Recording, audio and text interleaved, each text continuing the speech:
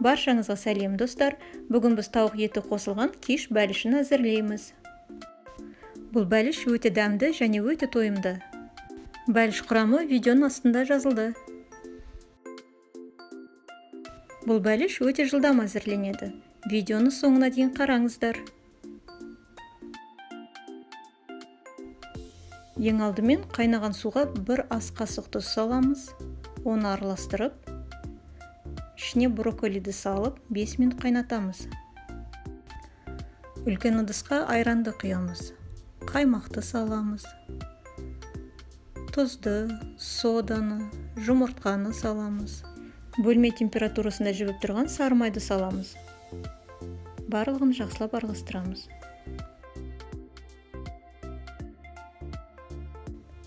Енді ұн қосып, қамыр илейміз.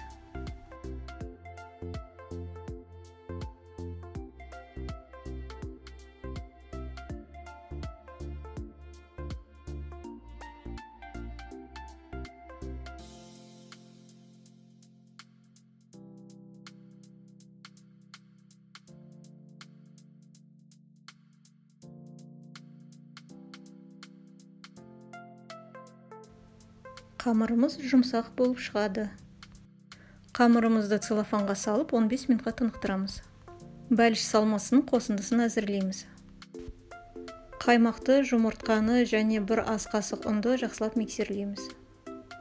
Салмамызды әзірлейміз. Туралған жуаны, туралған тауық етін, маринадталған саңырауқұлақты, маринадталған жүгеріні, үкіштен өткізілген ірімшікті бір ыдысқа салып, үстінен кинзаны турап қосамыз. Енді салмамыздың қоспасын құйып, барлығын қолмен жақсылап араластырамыз. Сонымен салмамыз дайын болады.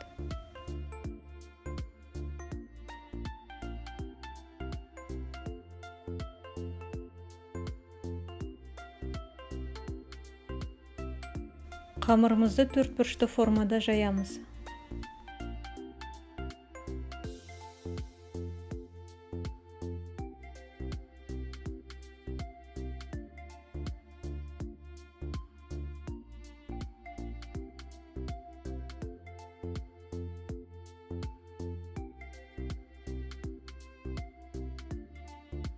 Қамырымызды енді пергамент төселген противенге орналастырамыз. Қамырдың үстіне салманы түсіреміз, сосын біркелкі етіп жаямыз.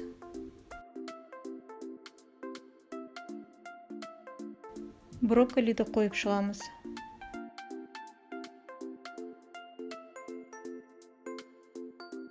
Маринадталған жүгеріні себеміз. Қызанақты турап саламыз.